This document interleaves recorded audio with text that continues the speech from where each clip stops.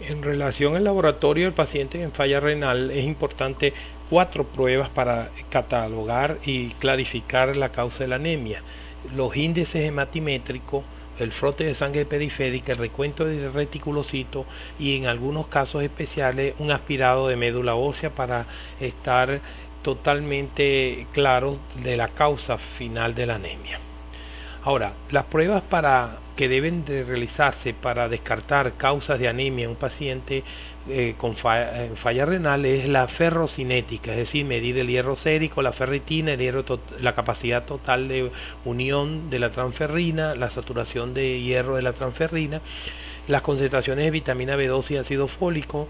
En caso de que se sospeche por patología hepática, solicitarle bilirrubina y las enzimas patato y alaninotransferasa.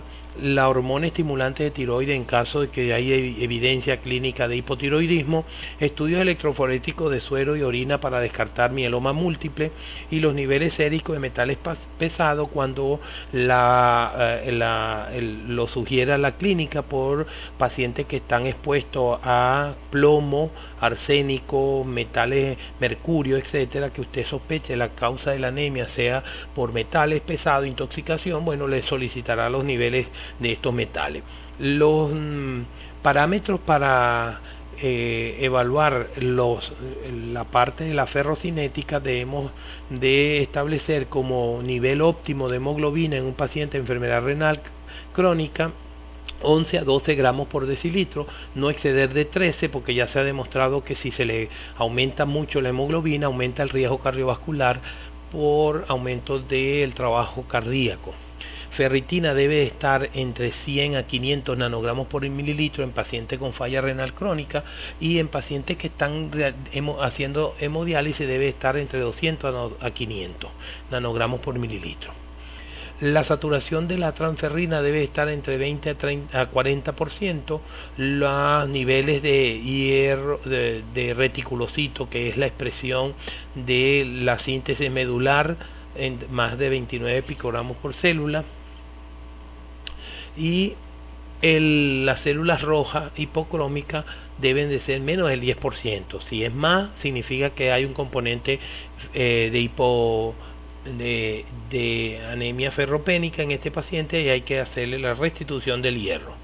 El tratamiento de la anemia, enfermedad renal crónica, incluye el uso de activadores estimulantes de la eritropoyesis, pero especial atención debe ser puesta en repletar primero los niveles de hierro antes de usar los estimulantes de eritropoyesis. Estar seguro que tiene el hierro de depósito normal, que tiene niveles de ácido fólico y de vitamina del complejo B, para que esa eritropoyetina pueda ser efectiva. El target o la meta con la terapia de estimulantes de eritropoyesis debe ser entre 10 a 12 gramos de hemoglobina gramos por decilitro. Los niveles mayores de 13 en pacientes que reciben estimulantes de eritropoyesis se ha asociado con un incremento de enfermedad cardiovascular.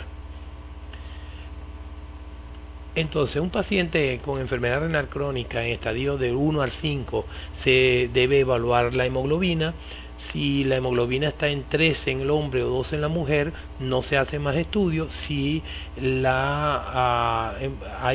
está por debajo de eso niveles, entonces vamos a estudiar. Lo primero que le vamos a solicitar es los índices hematimétricos, la ferrocinética, es decir, la capacidad de saturación, la capacidad de transporte de la transferrina, la saturación, la ferritina, el número de reticulocitos, etcétera.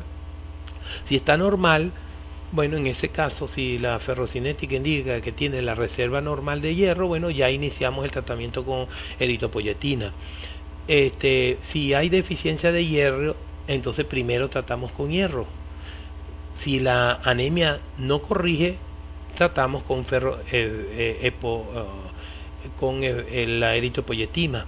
Si la anemia corrige, ya el paciente no tiene que recibir eritropoyetina. También en casos de que no haya deficiencia de hierro, debemos descartar la posibilidad de que haya que esté perdiendo sangre el paciente, que tenga una hemoglobinopatía tipo anemia de pranocítico talasemia, que tenga déficit de vitamina B12 o de ácido fólico, de manera que debemos que hacer los estudios pertinentes para descartar estas condiciones. En una situación clínica aguda donde el paciente tiene una hemorragia activa, que tiene una enfermedad coronaria o que va a ser operado, debemos entonces mejorar los niveles de hemoglobina por transfusión. Si la situación es crónica, el paciente tiene esta anemia meses y los estimuladores de la eritropoiesis son inefectivos, tiene una hemoglobinopatía, por ejemplo una anemia de paranocítica, y tiene falla medular ósea, lo cual todo paciente con una médula hipoproliferativa generalmente es resistente a los estimuladores de la eritropoiesis, bueno, tendríamos que transfundir. En la situación clínica crónica especial, la anemia crónica sintomática, con relativa contraindicación, por ejemplo, pacientes que tienen malignidad o que tienen enfermedad vascular cerebral previa, hay que tener cuidado con la eritropoyetina.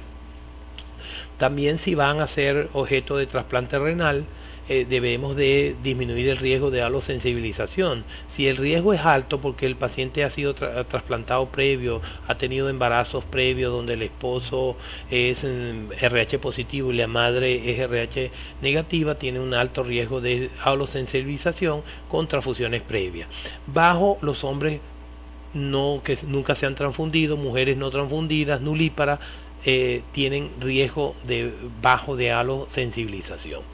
En relación a la terapia con hierro, es importante que resaltemos que la estabilidad de la formulación del hierro parenteral se debe, dependiendo la mayor estabilidad, deben utilizarse mayores tasas de dosificación. Por ejemplo, el hierro Dextran debe recibir 1 gramo de dosis total, el hierro sucrosa, el sucrofer, por ejemplo, 500 miligramos, y hierro gluconato entre la cuarta parte, 125 a 250 miligramos de hierro. Esa es la dosis total de hierro que debe recibir el paciente. La mejoría de la anemia en un 30% de los pacientes con enfermedad renal crónica que no reciben eritropoyetina se debe a una deficiencia concomitante de hierro. La respuesta se observa de 2 a 3 semanas. Mejora la respuesta del tratamiento con eritropoyetina.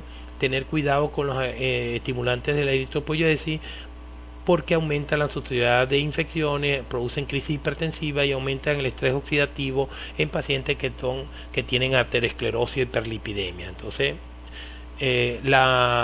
los estimulantes de la eritropoiesis son la eritropoyetina base, la darbepoetina alfa, la forma pegilada con metoxipolietilenglicol o poetina beta cera,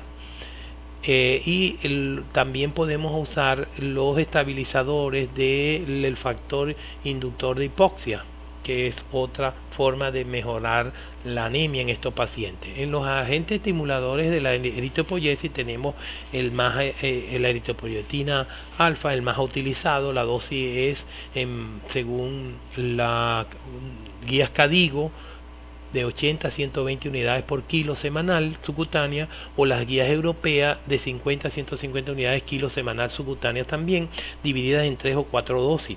Evaluar mensualmente la hemoglobina, se espera un incremento de 1 a 2 gramos de hemoglobina por mes. La meta 11 de hemoglobina, siempre menor de 13. Realizar aumentos graduales de la dosis de eritropoyetina entre 25 a 50% en la dosis si no hay respuesta. Es importante también que en caso de que vayamos a usar la darbepoetina alfa, que es una forma pegilada de segunda generación, posee 2 cadenas extra de glicosilación ligadas al el amino terminal, mayor estabilidad metabólica, menor tasa de destrucción por la vía en el organismo. Se administra semanal o quincenal. La ventaja con respecto a la eritropoyetina de uso rutinario. La dosis es 0,45 a 0,75 unidades kilo semana subcutánea.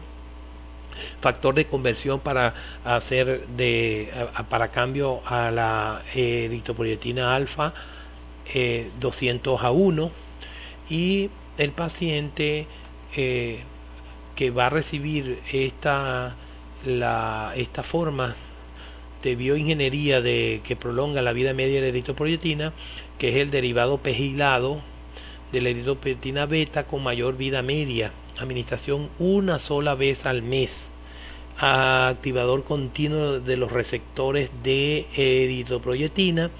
Esta forma,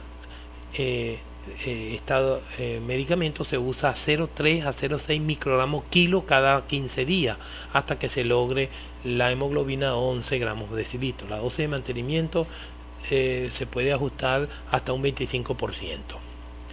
Los efectos adversos de la terapia de eritropoyetina empeoramiento de la hipertensión un 23%, convulsiones, hipercalemia por alteración de la depuración, o sea, afectación de la depuración renal, aumento de la frecuencia de eventos trombóticos y aumento de la trombosis de la fístula arteriovenosa si el paciente tiene un abordaje, una puerta de entrada por fístula para la hemodiálisis. Y es importante que se ha propuesto que los estabilizadores, el factor 1 inducible de hipoxia, un inhibidor de estos, competitivo de este factor, poliolo hidroxilasa y de la aspargil hidroxilasa, puedan aumentar la producción endógena de la eritropoyetina. Activo por vía oral, no tienen que ser inyectados, y el efecto a largo plazo todavía no ha sido demostrado por los estudios controlados doble ciego. Debemos esperar por este factor vía oral. La anemia es una complicación común en pacientes con enfermedad renal crónica, está asociada con resultados adversos, pobre calidad de vida, enfermedad cardiovascular asociada, progresión de la falla renal. La evaluación de los pacientes con anemia, enfermedad renal crónica, es sencilla y se dirige a descartar la deficiencia de hierro, y debe de descartarse, si no hay deficiencia de hierro, debe de descartarse otras causas como es la deficiencia de ácido fólico, la deficiencia de complejo B, o que tengan alguna enfermedad hematológica de base como una edema hepatocítica, una talasemia, etcétera. Las complicaciones finalmente en pacientes que tienen anemia es la hipoxia tisular, que aumenta el riesgo cardiovascular.